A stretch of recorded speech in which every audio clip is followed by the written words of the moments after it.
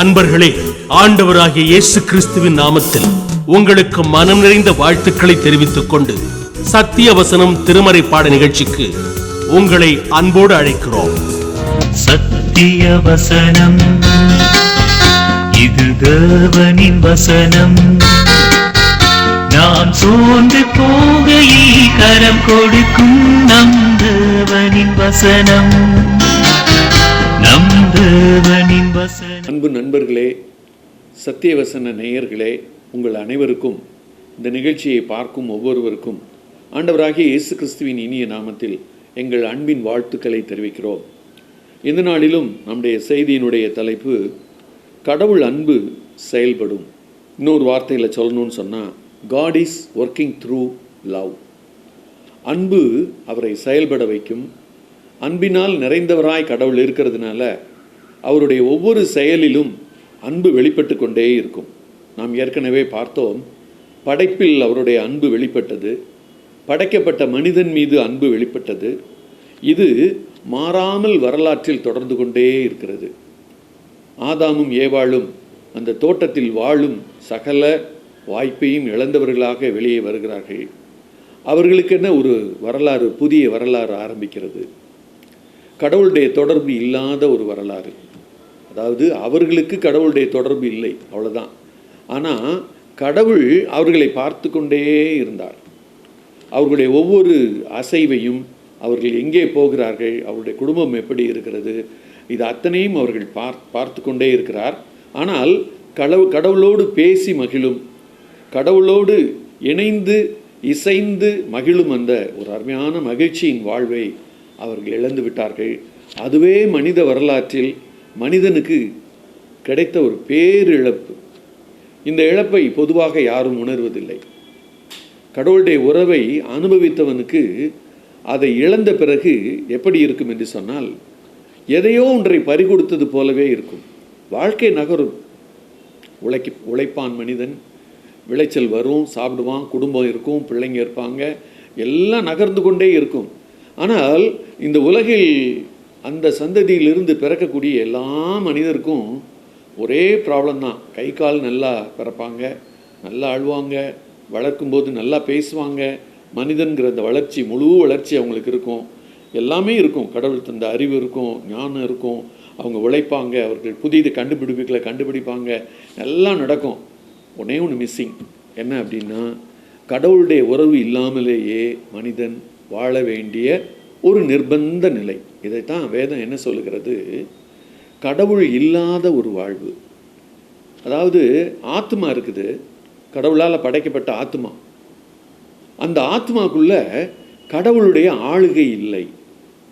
அங்கே எது ஆளுகை செய்ய ஆரம்பிச்சிருச்சுன்னு சொன்னால், மனிதனுடைய சுயம் ஆளுகை செய்ய ஆரம்பிச்சிருச்சு. இந்த சுயத்துக்கு எங்கே முதல்ல இடம் கொடுத்தோமோ, ஆதாமும் ஏவாளும் எங்கே இடம் கொடுத்தாங்களோ, கடவுள் சொல்கிறதெல்லாம் விட்டுருப்பா, நான் எனக்கு அந்த பழத்தை சாப்பிடணும்னு விருப்பம், எனக்கு இந்த சாத்தான் சொல்கிற வார்த்தைகளை நம்புவது என்னுடைய விருப்பம், அதுபடி நான் போய்க்கிறேன் அப்படின்ற எடுத்த அவங்க முடிவு. யாரை அவர்கள் இழந்தார்கள்? கடவுளுடைய சாயலை அவர்கள் இழந்து விட்டார்கள். கடவுளுடைய சாயல் அன்பின் சாயல். கடவுளுடைய தன்மைகள் ஒவ்வொன்றும் அவ்வளவு நேர்த்தியானது. இதெல்லாம் மனுஷனுக்குள்ளே இருந்தது. ஆனால் இந்த பாவம் உள்ளே வந்த பிறகு, கடவுளுக்கு கீழ்ப்படியாத ஒரு தன்மை அவர்களுக்குள் வளர்ந்து விட்ட பிறகு, கடவுள் இருந்த இடத்தை சுயம் பிடித்து கொண்டது. கடவுள் இதயத்தில் இருந்தார், கடவுள் அவர்களை ஆட்சி செய்தார், அவர்களுடைய ஆத்மாவில் அவர் நிறைவாக இருந்தார். அது அவர்களோடு கடவுளோடு உறவு கொள்வதற்கு அது ஏற்றதாக இருந்தது. ஆனால் இப்போ வாழ ஆரம்பிக்கிறான் மனிதன். சகல வசதிகளும் கடவுள் கொடுத்த வசதியெல்லாம் கூட இருக்குது. கடவுள்கிட்ட மட்டும் பேச முடியலையே, கடவுள்கிட்ட மட்டும் நம்ம நினச்சதை சொல்ல முடியலையே. மனித வாழ்க்கை உருண்டோடுகிறது. அதற்கு பிறகு ஆதாம் ஏவாளுக்கு 2 பேர் பிறக்கிறாங்க. அப்புறம் நோவாவின் காலம் வருகிறது. இதெல்லாம் வேத புத்தகம் சொல்லிக்கொண்டே வருகிறது. இப்படி சொல்லிக்கொண்டே வரும்போது கடவுளுடைய ஒரு தேடல் அங்கே நாம் பார்க்கிறோம். என்ன தேடுகிறார்?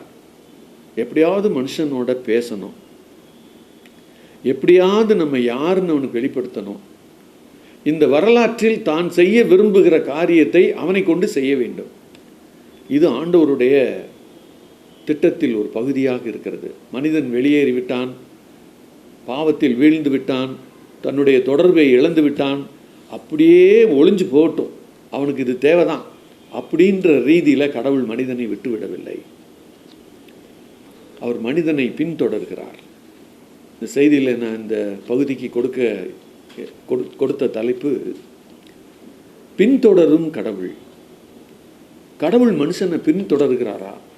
நான் பார்க்குறேன், என் கண்ணுக்கு தெரியலையே. வரலாற்றில் அவர் பின்தொடர்கிற தேவன். வரலாறை பற்றி சொல்லுவாங்க ஒரு வார்த்தை, ஹிஸ்டரி அப்படிங்கிற வேர்டு நம்ம எல்லாரும் பயன்படுத்துகிற வேர்டு தான். அதை ஸ்லைட்டாக பிரித்து நீங்கள் பாருங்கள், ஹிஸ் ஸ்டோரி.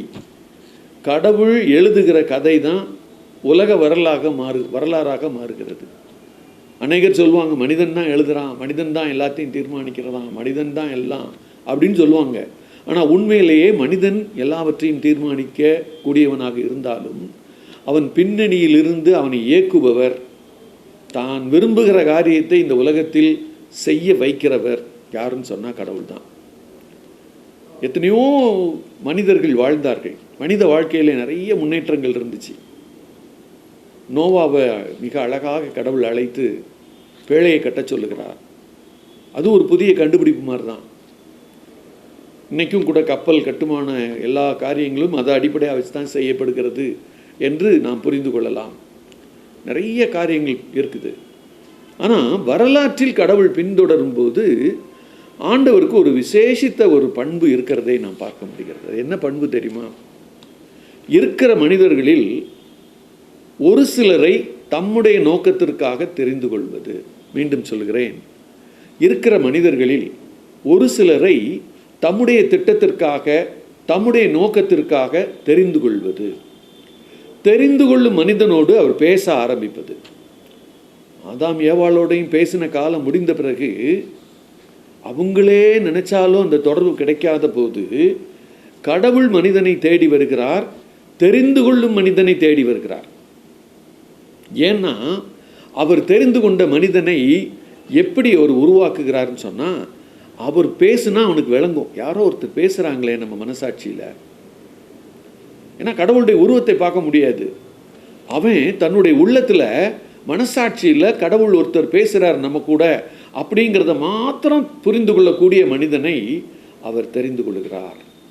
வேதம் முழுக்க நீங்கள் பார்த்தீங்கன்னா சரித்திரத்தில் ஒவ்வொரு காலகட்டத்திலும் அவருடைய நோக்கத்தையும் அவருடைய திட்டத்தையும் செயல்படுத்த வேண்டிய மனிதர்களை அவரே தெரிந்து கொள்கிறார்.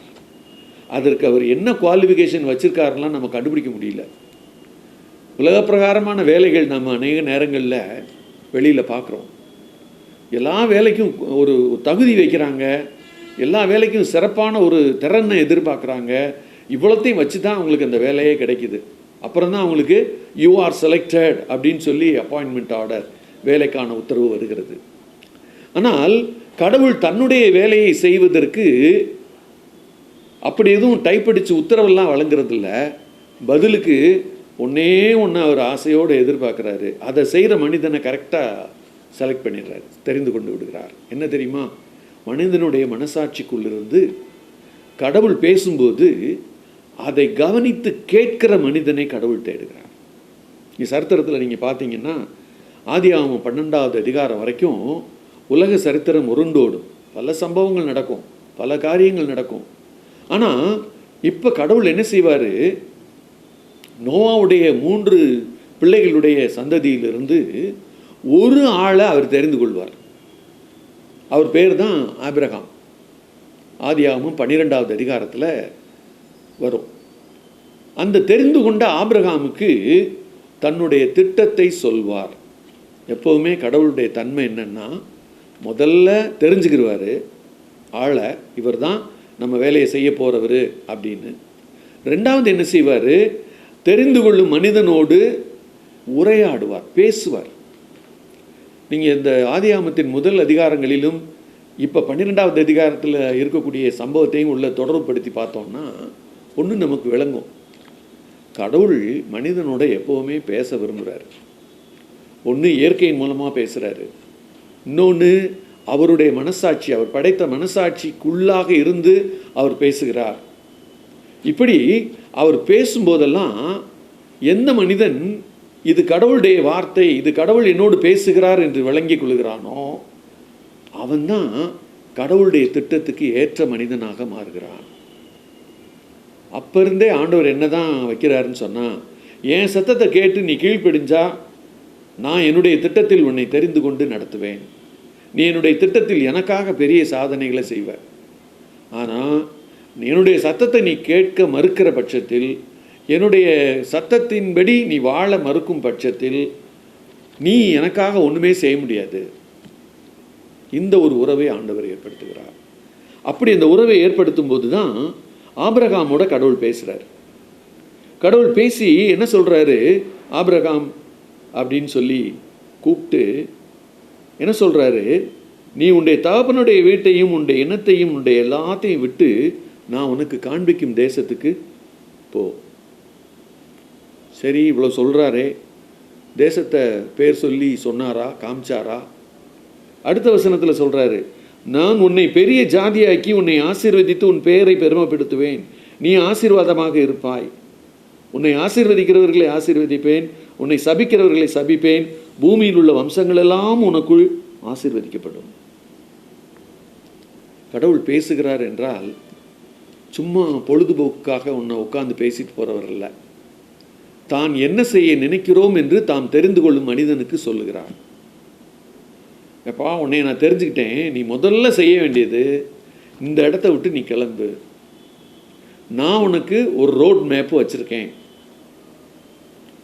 அந்த ரோட் மேப்பை நான் கையில் தரமாட்டேன். நம்மெல்லாம் என்ன செய்வோம்னா பேரை சொல்லுவோம், அட்ரஸை சொல்லுவோம், ரோட் மேப்பை கேட்போம். அதுவும் இன்றைக்கெல்லாம் நம்ம என்ன யோசிக்கிறோம், கூகுள் மேப் இருந்தால் தான் எங்கேயுமே போக முடியுங்கிற அளவுக்கு யோசிக்கிறோம். ஆனால் நீங்கள் அன்னைக்கு நீங்கள் பார்த்தீங்கன்னா கடவுள் தெரிந்து கொண்ட மனிதனுக்கு வா வெளியிலேங்கிறாரு, எந்திரிச்சு வாங்கிறாரு, நான் காமிக்கும் தேசத்துக்கு போங்கிறாரு, எந்த பக்கம் போகணும் எல்லாத்தையும் நான் உனக்கு வழி நடத்துவேன். அதான் அது அவர் வர்ற விஷயம். இப்போ மனிதன் இழந்து போன அந்த பெரிய வழிநடத்தல் அப்படிங்கிற ஒன்றை கடவுள் தாம் தெரிந்து கொள்ளும் மனிதனுக்கு புதுசாக கொடுக்குறாரு. அன்னைக்கு ஆதாம் ஏவாளுக்கும் அந்த வழிநடத்தலை கொடுத்துருந்தாரு, ஒரு கட்டளையாகத்தான் கொடுத்துருந்தாரு. ஆனால் நீங்கள் ஆபிரகாமுடைய வாழ்க்கையிலிருந்து அப்படியே நீங்கள் கடவுள் தெரிந்து கொள்ளும் மனிதர்களெல்லாம் நீங்கள் எடுத்து படித்து பார்ப்பீங்கன்னு சொன்னால், கடவுள் தெரிந்து கொள்ளுகிற மனிதனுக்கு எப்போதுமே தான் வழிகாட்டும் வழிகாட்டியாக இருக்க விரும்புகிறார். இன்னும் நல்லா சொல்லப்போனால் அவர் ஒரு கைடன்ஸ் கொடுக்க விரும்புகிறார் மனசாட்சியில். நீ இதை செய், இங்கே போ, இங்கே இங்கே இங்கே நீ இருந்து செய்ய வேண்டிய காரியம் இது, இப்படின்னு ஒவ்வொன்றா சொல்லுகிறார். இதை புரிஞ்சுக்கிட்ட ஒரு மனுஷன் யாருன்னு சொன்னால் ஆதாம், அவனுடைய குடும்பம். கடவுள் சொன்னபடி அவர் எழும்பி போகிறார். நீங்கள் அடுத்த வசனத்தை வாசித்து பார்ப்பீங்கன்னா 4வது வசனத்தில், அதிகாரம் 12ஆம் அதிகாரம் 4வது வசனம், கர்த்தர் ஆபிரகாமுக்கு சொன்னபடியே அவன் புறப்பட்டு போனான். அப்போ என்ன அப்படின்னு சொன்னால், இந்த பழைய ஆதாமுக்கும் இந்த ஆபிரகாமுக்கு இருக்கிற ஒரு பெரிய வித்தியாசம் என்னென்னா, அவர் ஆதாம் கடவுள் சொன்னதை மாற்றி செய்யலாமா அப்படிங்கிற ஒரு காரியத்தில் அவர் இறங்குவார். என்ன பெரிய கடவுள், அவர் சொல்கிறத நம்ம ஏன் கேட்கணும், இன்னொரு ஆள் சொல்கிறதையும் கேட்கலாமே. இன்றைக்கி நிறைய பேர் இந்த அனலைஸ் பண்ணி பார்க்குறேன், எல்லாத்தையும் ஆராய்ஞ்சு பார்க்குறேங்கிற பேரில் கடவுள் சொன்ன எல்லாத்தையும் கம்ப்ளீட்டாக விட்டுட்டு வேற ஒரு காரியத்தை செய்கிறதுக்கு யோசிக்கிறத இன்றைக்கும் நம்ம பார்க்குறோம். இங்கே கடவுள் அவனுக்கு சொன்ன பிறகு அவன் எப்படி மாறிட்டான்னா, கர்த்தர் சொல்லுகிறபடி செய்கிற மனிதனாக அவன் மாறுகிறான். அந்த ஆதாமுக்கும் இந்த ஆபிரகாமுக்கு எவ்வளோ பெரிய வேறுபாடு பாருங்க. அங்கே சொன்னதை மீறுகிறதுக்கு முன்வந்தான், இங்கே கடவுள் சொல்லுகிறதை செய்யும் மனிதனாக அவன் மாறுகிறான். இங்கே தான் அந்த கடவுளுக்கும் அவனுக்கு இருக்கிற உறவு ஸ்ட்ராங்காக இருக்கிறத நம்ம பார்க்க முடியும். இன்றைக்கி நீங்களும் நானும் கடவுள் சொன்னபடி வாழணும்னு அநேக நேரங்களில் நினைக்கிறோம். கடவுள் சொல்லியிருக்கிறபடி வேதத்தில் என்னெல்லாம் சொல்லியிருக்காரோ அதெல்லாம் நான் வாசித்து அதன்படி வாழணும்னு. ஆனால் அநேக நேரங்களில் நம்ம தவறுகிறோம். ஏன்னா நமக்கு என்ன ஒரு மாதிரி இல்லை அப்படின்னா, கடவுள் சொல்கிறத கேட்டு அதை கொஞ்சம் கூட மாற்றாமல் அப்படியே செய்யணுங்கிற ஒரு ஆசையும் ஆவலும் நமக்கு இல்லாமல் போகுது. ஆனால் கடவுள் தெரிந்து கொள்ளுகிற அந்த மனிதனுக்கு என்ன கடவுள் அவனுக்குள்ளே உருவாக்குறாருன்னா, கடவுள் சொல்கிறத அவன் கேட்டு அதை மாற்றாமல் அப்படியே செய்யணும்னு அவர் எதிர்பார்க்குறார். இந்த கடவுள் மனிதனை பின்தொடர்கிற ஒரு நிகழ்ச்சியை தான் நம்ம இங்கே பார்க்குறோம். நோவாவோடையும் பின்னாலேயே வர்றாரு, ஆபிரகாமோடையும் பின்னாலே வர்றாரு. நோவாவுக்கு கொடுத்த திட்டம் வேற, ஆபிரகாமுக்கு கொடுத்த திட்டம் வேற. ஆபிரகாமை அழைத்து அவர் மூவ் பண்ண வைக்கிறாரு. அப்படியே கடவுள் என்ன செய்கிறாரு, அவனை அழைத்து கொண்டு போய் தென் திசையிலே அவர்கள் வருகிறார்கள். நீங்கள் 13வது அதிகாரம் ஆரம்பிக்கும் போது நீங்கள் முதல் வசனத்தை வாசித்து பார்த்தீங்கன்னா என்ன, அவர்கள் தென் திசையிலே அவர்கள் வருகிறார்கள். அப்போ இங்கே வர்ற வரைக்கும் ஆபிரகாமை பின்தொடர்ந்தது யாருன்னு சொன்னால் கடவுள் தான். கடவுளுடைய அந்த வழிநடத்தல் பின்னாலேயே வந்துச்சு. அப்போ புதிய வரலாறை கடவுள் எழுதுகிறார், புதிய வரலாறை கடவுள் படைக்கிறார். அந்த வரலாற்றிலே தாம் தெரிந்து கொள்ளுகிற மனிதர்களை அவருக்கு அங்கே வைக்கிறார். அவர் இங்கே நில்லு, நீ இங்கே நான் சொல்கிறத கேளு, இங்கே நான் சொல்கிறபடி செய், ஏன்னா உன்னை குறித்து எனக்கு நான் வைத்திருக்கிற திட்டம் மிக மிக மிக மிக பெரிய திட்டம். அதை அவர் அழைப்பின் அந்த நேரத்திலே சொல்லிடுறாரு. நீ வந்தேன்னா நான் உன்னை பெரிய ஜாதியாக்குவேன், உன்னை நான் ஆசீர்வதிப்பேன், உனக்குள் அதாவது உன் சந்ததிக்குள் இந்த உலகத்தையே நான் ஆசீர்வதிப்பேன். அந்த வார்த்தை ஆபிரகாமுக்கு புரிஞ்சதோ இல்லையோ, புதிய ஏற்பாட்டு கிறிஸ்தவர்களாக்கிய நீங்கள் நானும் வேதத்தை முழுமையாக வாசிக்கிறதுனால ஒன்று நமக்கு தெரிஞ்சுக்கிறது, இயேசு கிறிஸ்து அந்த சந்ததின்னு கலாத்தியரில் சொல்கிறார். இயேசு கிறிஸ்து ஆபிரகாமின் சந்ததியில் யூதர் வழியாக அவர் பிறப்பார், உலக இரட்சகராக மாறுவார். அவர் மாறும்போது அந்த இயேசு கிறிஸ்துவினால் உலகம் முழுவதும் ஆசீர்வதிக்கப்படும், உலகம் முழுவதும் இயேசு கிறிஸ்துவினால் ஆசீர்வதிக்கப்படும் என்கிற ஒரு பெரிய உண்மையை புரிந்து கொள்ள முடியும். ஆபிரகாம் புரிந்து கொள்ள முடியாத உண்மையை அங்கே அவர் சொல்கிறார். இந்த பகுதியை நம்ம புதிய ஏற்பாட்டோடு இணைத்து வாசிக்கும் போது என்ன புரிந்து கொள்கிறோம், மனித வரலாற்றில் கடவுள் மனிதனோடு பேச விரும்புகிறார். இந்த விருப்பத்துக்கு இணங்கி அவர் பேசுவதை கேட்டு உணர்ந்து நம்பி கீழ்ப்படுகிறவர்களை அவர் தன்னுடைய திட்டத்தில் என்ன செய்கிறார், அவர் செயல்படுத்துகிறார். தன்னுடைய திட்டத்தில் அவர் செயல்படும்படியாக அவர் வைத்திருக்கிற எல்லா காரியங்களையும் செய்யும் மனிதனாக அவனை மாற்றுகிறார். அடுத்த ஒரு குறிப்பை நான் சொல்ல விரும்புகிறேன். கடவுள் தேடும் மனிதன், மனிதன் தேடும் கடவுள்.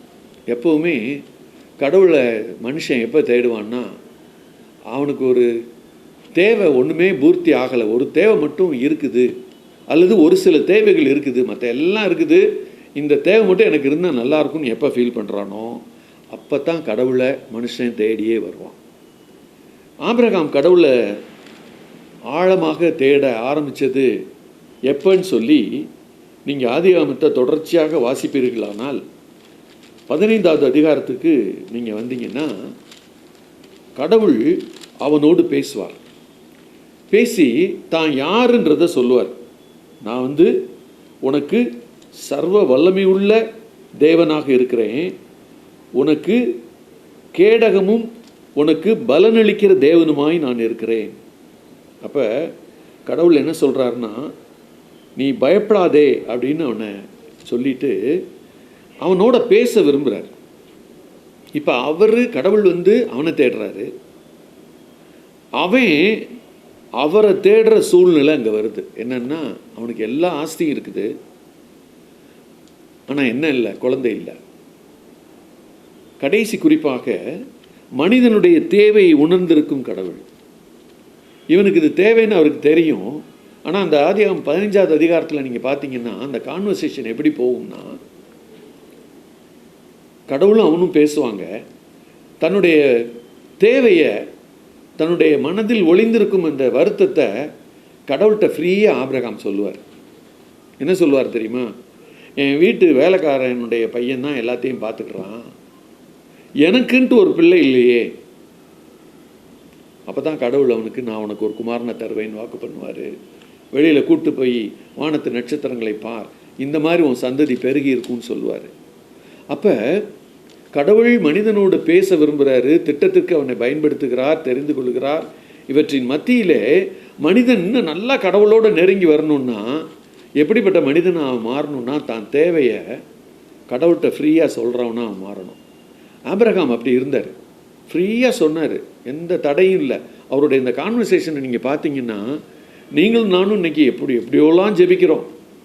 ரொம்ப கஷ்டப்பட்டு ஜெபிக்கிறவங்க இருக்கிறாங்க, ரொம்ப அழுது வேதனைப்பட்டு ஜெபிக்கிறவங்க இருக்கிறாங்க, பலதரப்பட்ட மக்கள் இருக்கிறாங்க. ஆனால் இந்த ஆபிரகாம் நீங்கள் பார்த்தீங்கன்னா ஒரு ஃப்ரெண்டுகிட்ட பேசுகிறது மாதிரி ஃப்ரீயாக அவர்கிட்ட பேசுவார். எல்லாம் இருக்குன்னு சொல்கிறீங்க ஆண்டவரே, எனக்குன்னு ஒரு பிள்ளை இல்லையே அப்படிங்கிற இந்த விஷயத்தை அவர் சொல்லுவார்.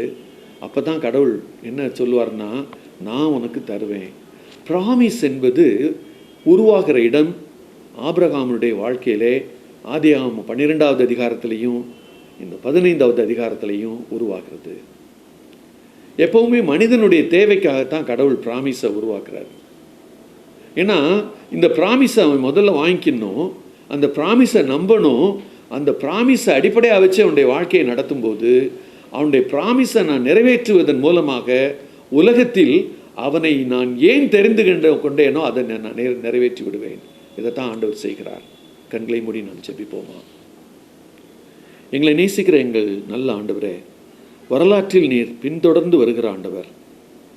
ஆண்டவரே, வேதத்தில் நீர் தெரிந்து கொள்ளும் மனிதர்களை நீர் பின்தொடர்ந்து வருகிற ஆண்டவராக பார்க்கிறோம்.